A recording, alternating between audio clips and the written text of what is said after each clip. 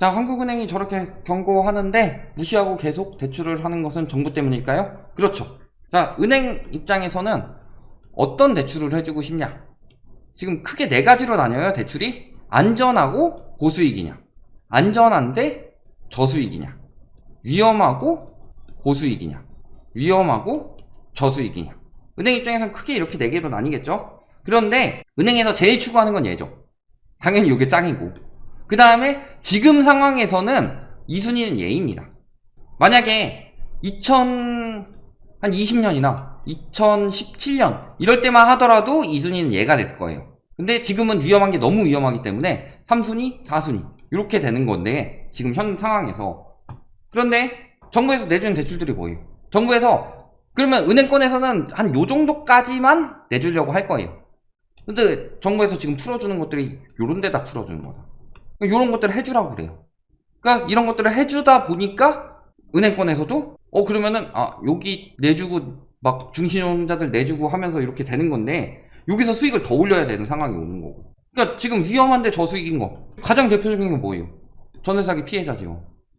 무이자 20년 대출, 저수익도 아니고 무수익도 아니고 손실이죠. 근데 이 사람들에게 20년 대출을 해주는 거, 왜 이게 문제가 되냐면요, 굉장히 위험하기 때문이죠. 왜냐면 이분들은 기본적으로 그 전에 전세 대출 피해가 있어서 요걸 갚기가 굉장히 힘든 상황이죠. 그러니까 정부에서는 차원에서 도와주는 부분은 대출로 도와주면 안 된다는 거예요. 사람이 이렇게 있는데, 우리 저기 킹 오브 파이터즈 게임 해보신 분 보면 장거환이라는 캐릭터가 있습니다.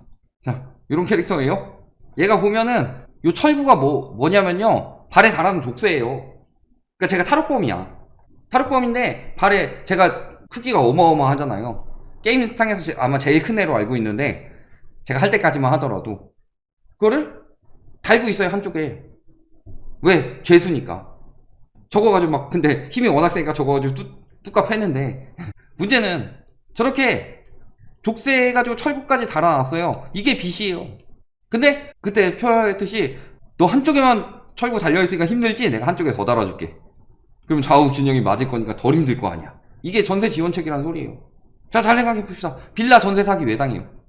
이 빌라가 2억짜리인데 전세를 2억을 놓는데 여기에 왜 매매로 안 하고 전세로 들어갈까요? 나는 2억 주고 이 빌라를 사고 싶지 않아. 황금성도 떨어져. 그러니까 나 여기 살다가 2억 받고 나갈 거야.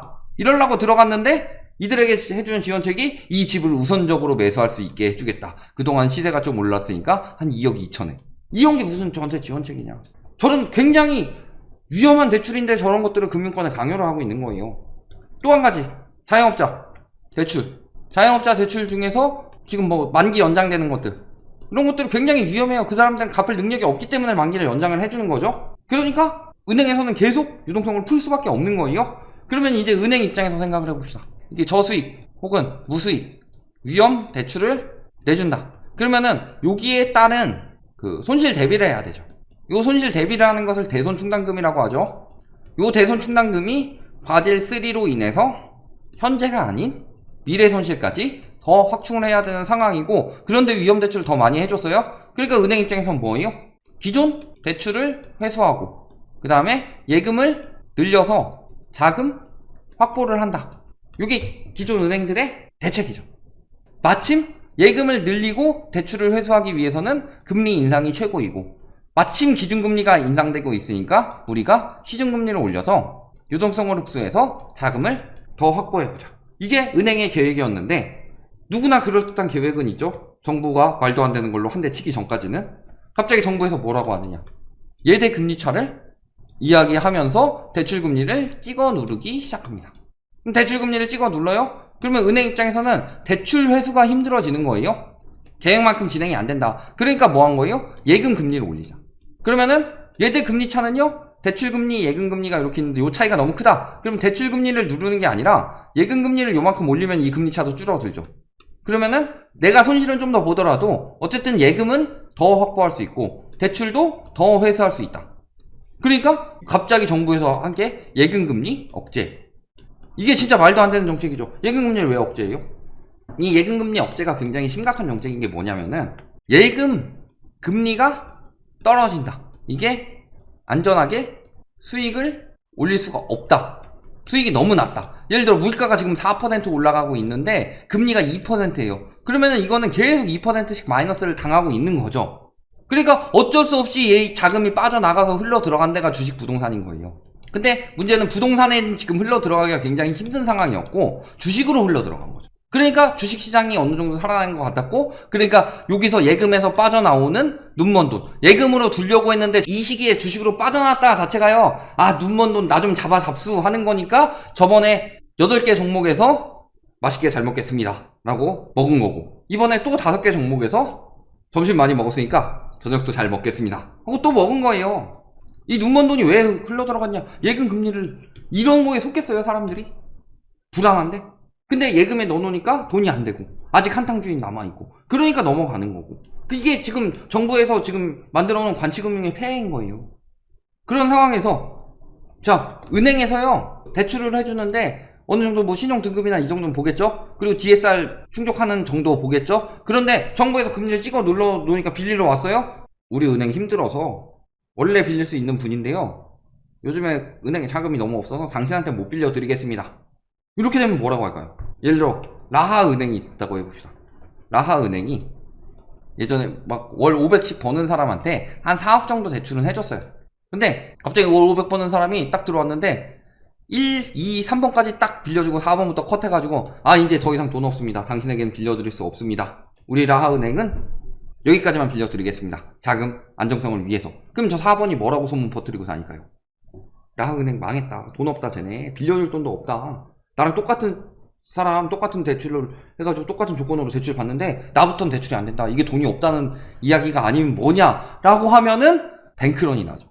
우르르 몰려가서 야 내 돈부터 내놔, 너네 망한다며. 그러니까 은행에서는 확보하고 싶은 자금, 확보하고 싶은 기준이 있는데 그 기준을 원래 금리가 올라갈 때 대출금리가 더 빨리 올라가는 게 당연한 겁니다. 원래 생각을 해보세요. 외국은 뭐 국채를 사든 코인을 사든 뭐 이런 식으로 투자를 하는데 우리나라가 국내 은행 같은 경우는 이자 장사로 90%를 수익을 낸다. 그러니까 여기에 지금 굉장히 민감할 수밖에 없어요. 근데 정부에서 찍어 누르니까 당연히 문제가 생길 수밖에 없고, 그러면은 대출로 이익을 내고 예금으로 돈을 마련해서 자금 조달을 하는 거죠. 그러니까 예금 금리를 먼저 올려버리면 은행이 손실이 먼저 늘어난단 말이에요. 그러니까 금리가 올라가면 대출 금리가 먼저 올라가고 예금 금리가 슬금슬금 따라가는 건데, 이걸 가지고 예대 금리차가 벌어졌으니까 너네 아주 나쁜 놈들 하면서 맨날 언론에서 그 당시에 보도했던 게 뭐냐? 물론 은행권에서 돈잔치 한 놈들 있죠? 그 놈들 되게 열받죠? 열받는데 그거를 왜 자꾸 끄집어내느냐? 그걸 가지고 여론을 만드는 거예요. 은행에서는 응당해야 될 것에 대해서. 그래서 지금 상황이 어떻게 됐냐? 한국 기준금리 100 오를 때 정기예금 금리는 90 올랐어요.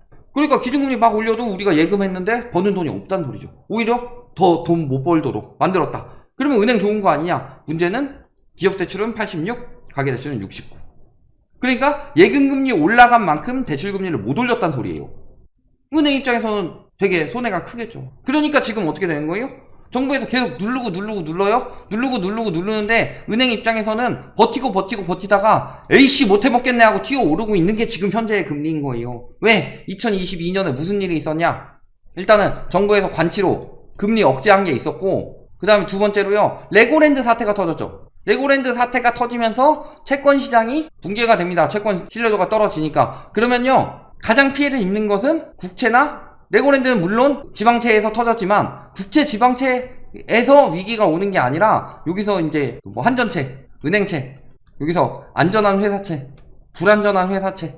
그러면 터트린 건 얘네가 터트렸는데 문제는 여기부터 차근차근 올라가면서 터지는 거예요. 그러니까 굉장히 안전한 은행채는 너네가 발행을 멈춰라. 너네 거 사느라고 얘네 걸 안 사주잖아 해서 2022년에 정부에서 은행채 발행을 억제를 했어요. 그러니까 은행채 발행을 억제하니까 지금 은행 입장에서는 대출 회수도 안 되죠. 예금도 빠지죠. 그 다음에 은행채 발행도 못하니까 돈을 마련할 수가 없는 거예요.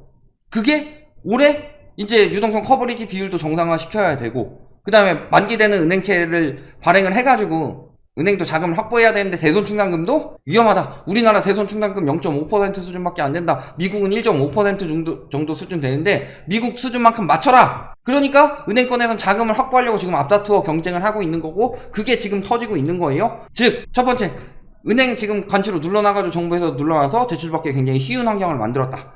두 번째, 오히려 거기에 DSR까지 풀어주면서 얘네 대출해줘 라고 정부에서 압박을 넣은 상황이다. 세 번째, 이로 인해서 지금 은행권에서는 자금을 확보하느라 비상이 걸렸고 22년 동안 정부에서 억눌러서 참았던 것을 23년에 이제 터지고 있는 거다. 그러니까 금리가 튀어 올라가고 있는 거고, 그 다음에 네 번째로 그런 상황에서 연체율이 지금 계속 올라가고 있으니까 은행권에서는 더 위험하다고 느낄 수밖에 없는 상황인 거고, 지금 딱 이렇게 흘러 들어가고 있어요. 이게 관치금융의 폐해였다는 거고, 지금 부동산 시장에 거품 끼는 거는 정책으로 누르는 게 맞는데 금리가 거품이 낀 게 아니에요. 기준금리가 올라가지도 않는데 막 시중금리가 올라간다, 이건 거품이죠. 근데 기준금리가 올라갔는데 시중금리가 올라간다 라고 하면 이건 거품이 아닌데, 요런 데다가 시장 개입을 하니까 경제의 기본, 자본주의의 기본은 은행인데, 자본주의의 기본은 은행이잖아요. 자본주의가 왜 생겨났냐? 은행에서 통화 흥수나 뭐 이런 걸 통해서 내가 한 8%만 보관하고 나머지 빌려주고 또 빌리고 빌려주고 빌리고 빌려주고, 그중에 내가 한 800 가지고 있으면은